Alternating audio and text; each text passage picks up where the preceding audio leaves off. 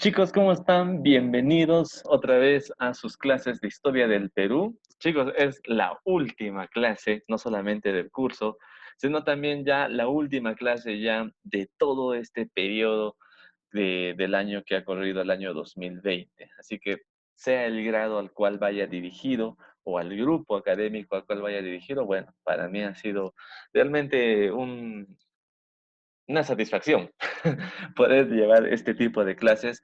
Y bueno, va a ser el último video que voy a grabar este año. Esperemos que para el próximo todo se regularice y no tenga que seguir estar grabando videos. Pero bueno, ya quedaron ahí, quedaron los videos para la posteridad y de hecho que los voy a seguir utilizando y sacándoles todo el jugo posible. Listo.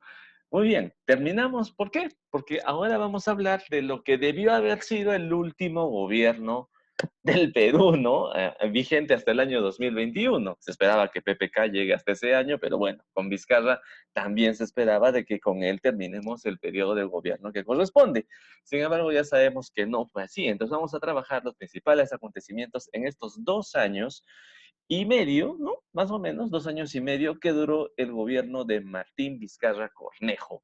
Muy bien, empezamos viendo el panorama político. ¿Qué cosa sucedía? ¿Quiénes fueron sus ministros? Y, bueno, sobre todo sus presidentes del Consejo de Ministros, o sea, el premier.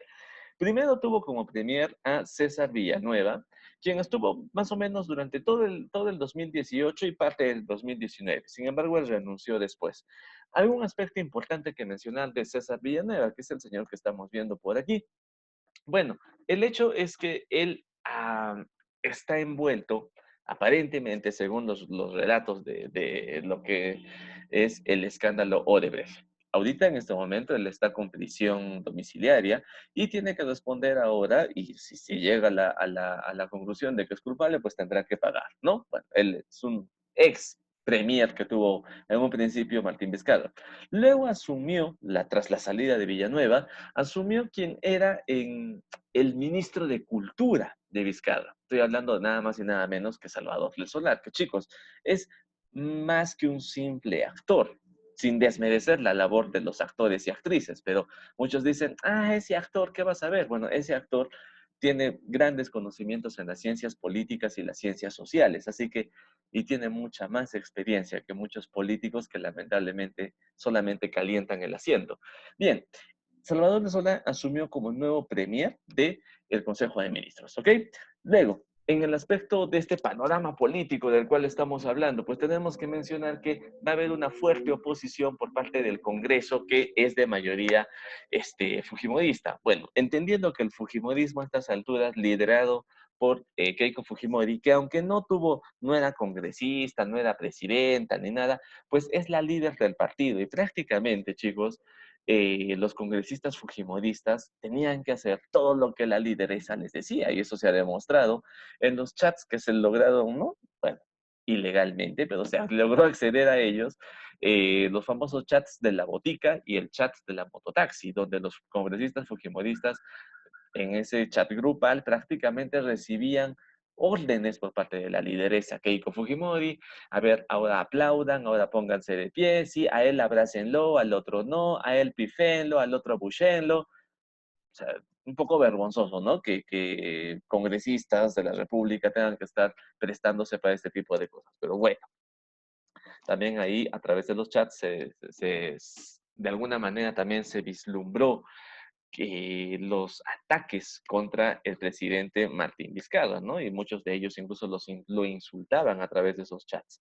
Muy bien, eh, hay un problema muy fuerte durante el gobierno de Martín Vizcarra y son los actos de corrupción. No estoy diciendo necesariamente de él, porque la corrupción no solamente se da en el presidente de la República o los congresistas, se da también en cualquier institución u organismo del Estado. Puede ser el Poder Judicial, el Tribunal Constitucional, el Consejo de Ministros. O sea, la corrupción está latente en cualquier grado y en cualquier ámbito de la política, ¿ok? Entonces, sí, hay escándalos de corrupción terribles y voy a mencionar algunos, ¿ok? Vamos a empezar con, bueno, primero mencionar esto, ¿no? La anulación del indulto a Fujimori. Recordando que en la Navidad del 2017, PPK le había dado el indulto a Fujimori y ya saben, ¿no? Esto de los Kenji videos y esta vaina. Perdón, esta cosa. Y debido a esto, ya durante el gobierno de Martín Vizcarra, ese indulto fue anulado. Es decir, Fujimori volvió a prisión. Que si es culpable, pues debe estar en prisión. Acá nos olvidamos de que indulto humanitario, de que ya es un abuelito, bueno, no. Vamos a hablar ahora de este escándalo, muchachos. Estos hombres, estas figuras, estos rostros, nunca más deberían estar ocupando un cargo en el Estado, mucho menos en el Poder Judicial. Estos señores que estamos viendo acá, ¿no? El más conocido de todos es este, César Inostroza. Chicos, resulta que era prácticamente una banda, ¿sí? Que ha sido llamada por, bueno, los que están investigando precisamente esto y la prensa en general, los ha llamado los cuellos blancos del puerto. Chicos, ¿qué pasa? Bueno, se hicieron unas intercepciones telefónicas para poder desbaratar una banda de delincuentes en el Callao, por eso le dicen cuellos blancos del puerto, ¿no? Por el Callao. Y en eso que se interceptaban llamadas, se llegó a descubrir otras llamadas, ya fuera del problema de los delincuentes y de estos criminales, esta banda, se llegó a interceptar llamadas donde ellos, los jueces, ¿ya? Del Consejo Nacional de la Magistratura, cómo negociaban entre ellos lo que es de repente un juicio. Eh, para de repente darle, no administrar justicia como debe ser, apelando al derecho y todo eso, sino recibiendo coimas, recibiendo sobornos y declarando culpable al que es inocente y declarando inocente al que es culpable. Tal como decía uno de los audios y conversaciones entre ellos, esas conversaciones son bien rochosas y con mucha desfachatez, cómo hablaban entre ellos, ¿no? Y decían así, ¿no? ¿Qué es lo que quieren? Ustedes díganme nomás, ¿qué es lo que quieren? ¿Quieren que le baje la pena? Ya le bajo la pena. ¿O quieren que lo deje libre, que lo declare inocente? Chicos, como si se estuviese sorteando cualquier cosa, ellos decidían si soltaban a un reo o lo dejaban, incluso un violador. ¿Ya? Entonces, cuando salieron todos estos audios y se descubrió la red de corrupción y de mafia que había en el Poder Judicial, que ya se sabía desde hace mucho tiempo que el Poder Judicial está corrompido, está podrido, pero al fin ya había pruebas para poder desenmascarar a los jueces de este Consejo Nacional de la Magistratura. Obviamente muchos de ellos lo han negado, actualmente algunos están siendo investigados, otros están presos y otros se han fugado, como por ejemplo César Inostroza, que ni bien salió este escándalo, chapó su avión, bueno, no su avión, primero se escapó por la frontera con Ecuador y de ahí, bueno, terminó en España. Lo bueno es que está capturado y ahora lo que falta es extraditarlo. ¿Para qué? Para que pague por sus delitos. El enriquecimiento ilícito no, o sea, todas las cosas al final de cuentas se sabe, ¿sí? Y acá al menos sí, esperemos que se haga justicia.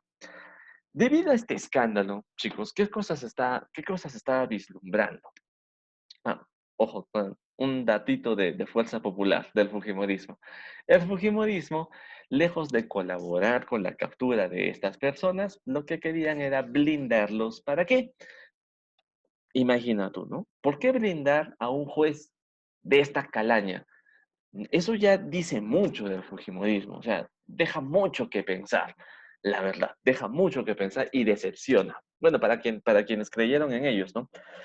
Ante esta crisis del Poder Judicial, el presidente Martín Vizcarra dijo, bueno, las instituciones están podridas, no lo dijo así como lo estoy diciendo yo, pero es necesario hacer una reforma política. Es necesario, no solamente en el Poder Judicial, sino en el Poder Legislativo, en todo ámbito.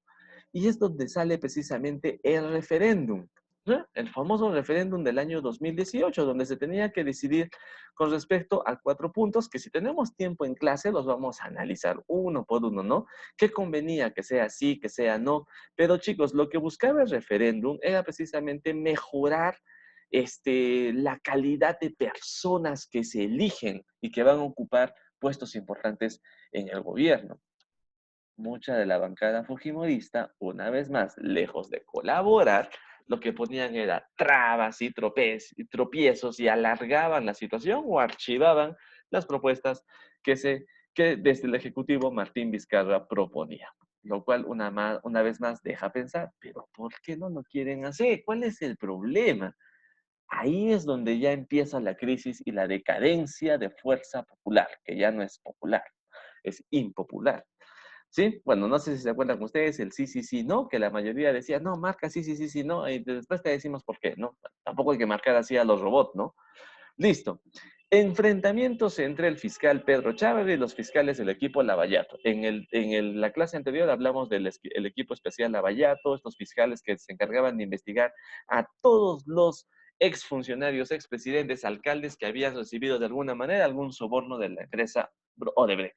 Bien, empiezan aquí los enfrentamientos. No sé si se acuerdan también, por esta época es que se empieza el juicio a Keiko Fujimori, que también, según Jorge Barata, también ha recibido su buen dinerito de Odebrecht, cosa que, bueno, ella lo niega hasta la fecha, pero el juez ya, Richard Garguancho, dictó sentencia de 36 meses de prisión preventiva, que finalmente desencadenó que el fiscal de la Nación, Pedro Chávarri, cuestione los métodos que utilizaban los fiscales en su investigación. Acá empezó una lucha entre el fiscal de la Nación y los fiscales, el fiscal Vela, el fiscal Domingo Pérez. Obviamente, Chávarri, por ser el fiscal de la Nación, es prácticamente su jefe, ¿no? Incluso, una vez más, en la Navidad, pero esta vez del 2018, aprovechando la coyuntura de que las familias se encuentran pasando la Nochebuena y cosas así, los jueces, los fiscales fueron destituidos. La gente salió a protestar. No interesó que esto fue el 24 de diciembre y es precisamente por qué Chávarri no quería que se avancen las investigaciones. Y unos ya los estaban, ya relacionaban a Pedro Chávarri con el Fujimorismo. ¿Se dan cuenta aquí? Yo no estoy acusando directamente al Fujimorismo, por si acaso, ¿ah? Estoy relatando lo que estaba sucediendo en aquel momento y lo que deja a pensar estas actitudes. Y obviamente Pedro Chávarri y el Fujimorismo sí han dicho, no, nosotros no tenemos nada, pero entonces, ¿por qué esa negación, ¿no? A colaborar? Bastante sospechosa. Y conflictos sociales también se presentaron. Bueno, me he saltado esta parte, ¿no? Listo, entonces hemos hablado del referéndum y conflictos sociales que tienen que ver con mineras, ¿no? Tenemos por un lado a Sauder, Perú, con lo que es el proyecto Tía María aquí en la región Arequipa y que perjudica grandemente, ¿ah? No de alguna manera, grandemente a los agricultores del Valle de Tambo, en la provincia de Islay.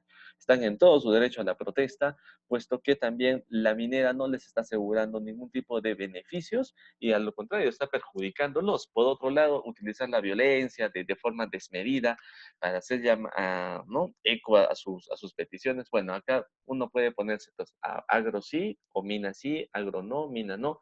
Es una decisión, es una controversia porque tiene sus pros y sus contras. Y por un lado está el conflicto Tía María y por otro lado está el conflicto Las Bambas, que esto también es producto de una minera, pero en Cusco. Lo que hicieron la gente, los pobladores de esta zona de Cusco fue precisamente bloquear la carretera, impidiendo el tránsito, que una carretera que tiene conectados a Perú, perdón, a Arequipa, Cusco y Puno. Así que las fuerzas del orden también actuaron rápidamente aquí. Ambos conflictos todavía no se han solucionado del todo a día de hoy. Continuamos. La crisis política del año 2019. Ustedes, chicos, esto ha sido el año pasado, lo recuerdan muy bien.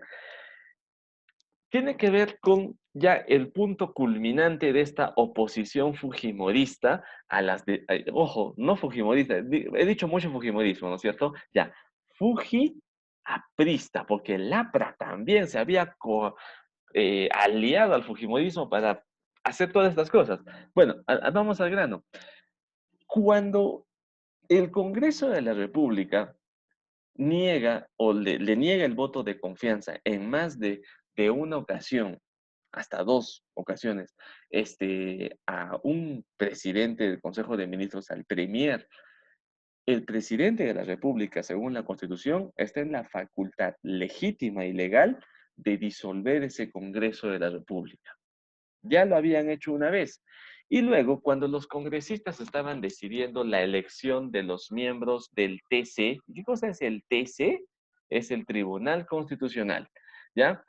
Eh, el presidente Martín Vizcarra dijo que los métodos para escoger a los miembros del Tribunal Constitucional no son garantía, no se está haciendo bien. O sea, pueden poner a cualquier persona, ya que hay otra sospecha. ¿Por qué el fujimorismo quiere escoger a los miembros del TC de esa manera así, a la velocidad? Entonces, muchos hablan, ¿no? Hay analistas que plantean aquí la situación y dicen que se debe precisamente a que querían poner a gente de su entorno. ¿Para qué? Para que las investigaciones sobre los actos de corrupción y de Odebrecht y de todo esto no continúen.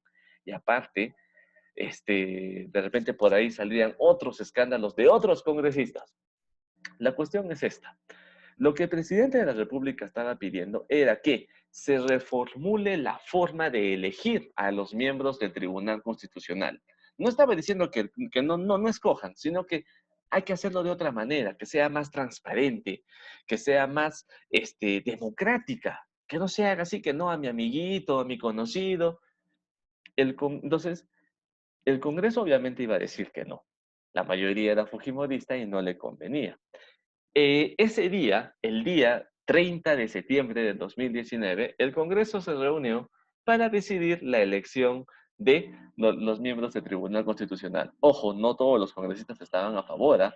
La oposición o con la bancada contraria al fujimorismo sí decía que se tenía que buscar otra forma de elegirlos, no beneficiando como quería el fujimorismo. Bueno, ese día Salvador del Solar, que era el premier del presidente Martín Vizcarra, fue al Congreso. No lo dejaron pasar. Literalmente, chicos, le tiraron la puerta en la cara y no lo dejaban pasar. No querían que entre porque los congresistas fujiapristas ya sabían que Salvador del Solar iba a plantear la cuestión de confianza. ¿Para qué? Para que los miembros del Tribunal Constitucional sean elegidos de otra forma que sea más transparente. Prácticamente a empujones tuvo que entrar el premier Salvador del Solar. Una vez dentro del hemiciclo, una vez dentro del lugar donde se reúnen los congresistas, él, según la Constitución, tiene derecho de estar ahí, ¿sí? No de repente de tomar el micrófono, pero sí la Constitución avala que él esté ahí. Los congresistas no lo querían dejar pasar, ¿ah? Uno de los congresistas entonces le cede su micrófono para que hable. Finalmente, Salvador del Solar habla y plantea la cuestión de confianza con respecto a la forma en que se debe elegir a los miembros del Tribunal Constitucional. ¿Ya? Listo. ¿Qué hizo? ¿Qué pasa si el Congreso niega la cuestión de confianza otra vez? El presidente Vizcarra lo podría disolver. Si el Congreso no hubiese negado el voto de confianza, no hubiese sido disuelto. No hubiese sido disuelto, pero bueno, Salvador de Solá se retira. ¿Y qué hacen los congresistas? En vez de debatir sobre la cuestión de confianza, ¿no? Para negarla o aceptarla, ellos empiezan a escoger a los miembros del Tribunal Constitucional y escogen ya al primero de ellos. Con este acto, ¿ellos qué están haciendo? ¿Negando o aceptando el voto de confianza? Lo están negando. Y constitucionalmente, el presidente de la República puede disolver entonces el Congreso. Ese fue el error del Congreso aquel 30 de septiembre. Entonces Martín Vizcarra disolvió el Congreso de la República. Hay un mensaje donde dice las palabras que utilizó precisamente Salvador del Solar. Los miembros del TC deben ser elegidos de forma transparente y no como ellos lo querían hacer. Unos dicen que, bueno, esta parte lo podemos debatir en clases, ya para no extender tanto el video. Listo. El presidente Vizcarra salió en televisión nacional en vivo y empezó entonces a qué? Y dijo bien claro, ¿no? Disuelvo el Congreso de la República. Al disolver el Congreso, no se dice cerrar, no se dice cerrar el Congreso, como la gente dice, ¿no? La gente, los ciudadanos dicen cierra el Congreso. El término apropiado es disolverlo. Al disolverlo se tienen que convocar nuevas elecciones. Pero ¿qué hicieron los congresistas cuando se enteraron que fueron disueltos? Inmediatamente buscaron la vacancia presidencial e incluso lograron vacar al presidente Vizcarra, vacar entre comillas, ¿ah? Entre comillas, y nombrar a una nueva presidenta en funciones. ¿De quién estamos hablando? De esta señora que aparece por aquí, que es Mercedes Arauz. Incluso juramentó como presidenta de la República, pero chicos, un Congreso disuelto no puede vacar al presidente. Así que esa juramentación de Mercedes Arauz ante un Congreso que ya no existe, entonces no vale. Mercedes Arauz no fue presidenta de la República. Seguía siendo el presidente Martín Vizcarra y aparte que contaba con el apoyo eh, de las Fuerzas Armadas. Entonces, se acabó. Fin de esa crisis. En el 26 de enero del 2020 se convocaron a nuevas elecciones para elegir un nuevo Congreso de la República. Muchos de los excongresistas disueltos participaron aquí otra vez y algunos ya no fueron escogidos, perdieron su tiempo y su dinero por gusto. Bien, ¿cuáles son las sorpresas de las elecciones del 26 de enero de este año? Las sorpresas son dos partidos políticos que uno consideraba prácticamente que iban a ganar esos partidos, el Pescadito, el partido de Antauro, y finalmente lograron obtener una buena cantidad de curules en el Congreso. FREPAP y UPP, el partido de Antauro Humala, que está en prisión. No sé, es una sorpresa. Muchos dicen que los memes, que los chicos y no sé qué cosas hicieron que el FREPAP gane. ¿Qué desafío se tuvo que enfrentar este año tanto el presidente de la República como todos nosotros los 32 millones de peruanos?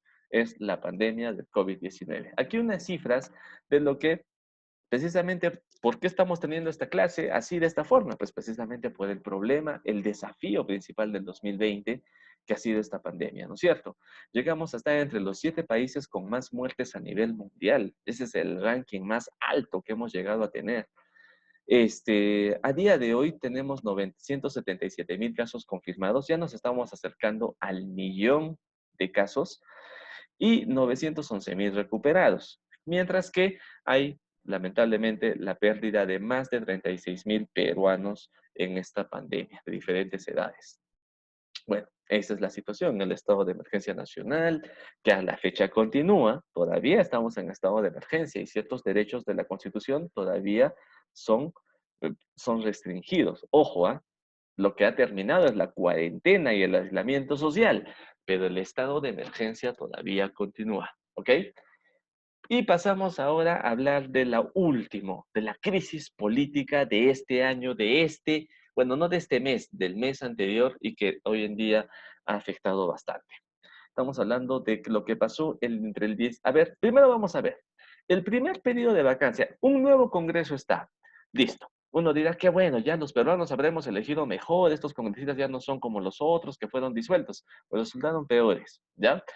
Entre el 10 y el 18 de septiembre se hizo el primer periodo de vacancia contra el presidente Martín Vizcarra. O sea, van a utilizar los mismos argumentos que utilizó el Congreso anterior contra PPK para vacarlo. En este caso, lo quieren vacar por el caso de Richard Swing, ¿no? Este personaje, ¿no? Que asegura haber recibido órdenes, dinero y que estaba ahí por favorcitos que de Vizcarra. Bueno, es la palabra de este señor contra de Martín Vizcarra que lo ha negado en todo momento. Al final, este primer pedido de vacancia no procedió porque no llegó a la cantidad de votos suficientes.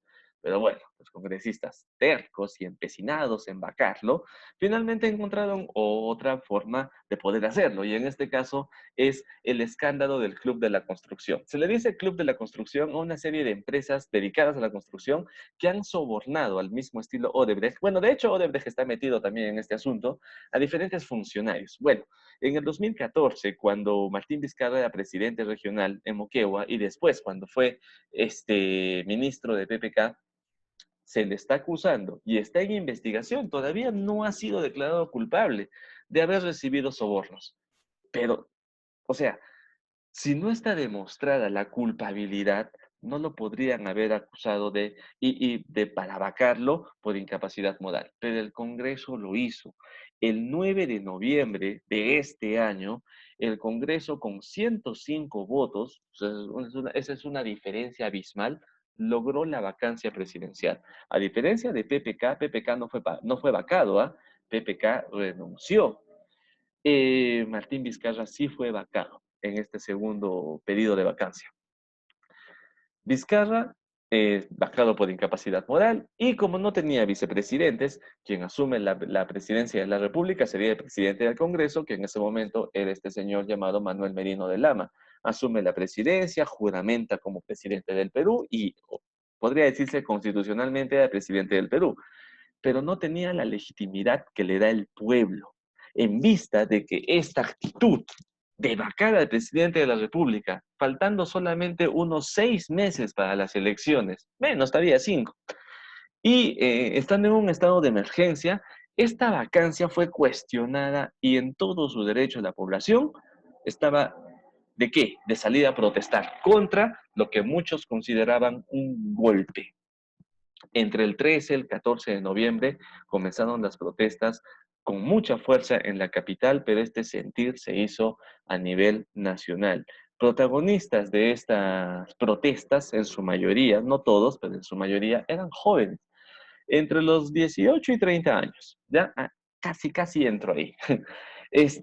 Pero han sido llamados la generación bicentenario, por varios medios de comunicación y políticos. Ese título no lo voy a cuestionar y mucho menos degradar, pero lo que sí voy a hacer una crítica es el uso de la violencia por parte de las fuerzas del orden, la policía, que recibió la orden, en algunos casos tal vez equivocada, de actuar con represión violenta contra los manifestantes. Entonces, Manuel Merino sabía que el pueblo no lo quería, pero él continuaba, ya había llamado a su ministro, Antero Flores Arauz, ya estaba planteando reformas y cambios, y que las protestas no le interesaban. Tuvieron que haber 2 muertos en las protestas del sábado 14 de noviembre, estos 2 jóvenes que murieron, para que recién el domingo 15 de noviembre él oficialmente renuncie a la República y dejando al país acéfalo, sin cabeza. Eso es peligroso, chicos, cuando el país quede en ese estado. Y por eso el Congreso ese mismo día empezó a deliberar para escoger una nueva mesa directiva, es decir, un presidente y sus vicepresidentes. El presidente del Congreso automáticamente también sería presidente de la República. El 16 de noviembre se presentaron diferentes, ¿no?, hojas, pero solamente una estaba bien estructurada, la liderada por Francisco Sagasti del Partido Morado, que era un congresista. Como las otras listas que se presentaron estaban desordenadas y no se entendía a quién estaban proponiendo, solamente se presentó esta lista y por lo tanto se necesitaba solamente más de la mitad de los votos de los presentes para que se elija al nuevo presidente de la República y no dejar al país acéfalo. Entonces, ese 16 de noviembre gana Francisco Sagasti, asume la presidencia del Congreso de la República y el día 17 de noviembre asumiría la presidencia de la República del Perú, siendo él a día de hoy, ¿no? Acá tenemos una imagen más del triunfo, se podría decir, que lograron estas protestas, y acá tenemos la imagen del presidente que nos gobierna desde el 17 de noviembre hasta el día de hoy. Todavía no se ha cumplido el mes, siendo hoy 10 de diciembre, pero esperemos que con el presidente actual, pese a los problemas que se están dando ahorita, por ejemplo, las manifestaciones en Ica por la explotación agraria, pese a que todavía estamos enfrentando la crisis del coronavirus, pese a que hay muchos problemas políticos y una crisis política tremenda, esperemos que ante todo esto, el presidente Sagasti pueda llevar al país a esta transición democrática, porque eso es el gobierno de Sagasti. Es un gobierno de transición precisamente para que se certifique la transparencia en las elecciones del 2021. Chicos, el año del bicentenario que se nos viene el próximo año. Esperemos que pueda llegar a cumplir su mandato hasta julio del 2021 y que ese día el Perú pueda escoger por esta vez sí, ya, de manera responsable a sus próximos presidentes de la República y congresistas. Hemos finalizado nuestro curso, muchachos, actualizando los temas de la historia del Perú hasta el presidente actual, quienes han llevado el curso completo desde el hombre de Pacaycasa y poblamiento de América y hombre de Pacaycasa hasta el gobierno de Sagasti. Gracias por acompañarme en esta aventura. Y quienes solamente llevaron conmigo el periodo de la República también. ¿Ya? Listo, eso sería todo. Muchas gracias por su atención y ya nos estamos viendo para desarrollar estos temas en clase. Cuídense, queridos estudiantes.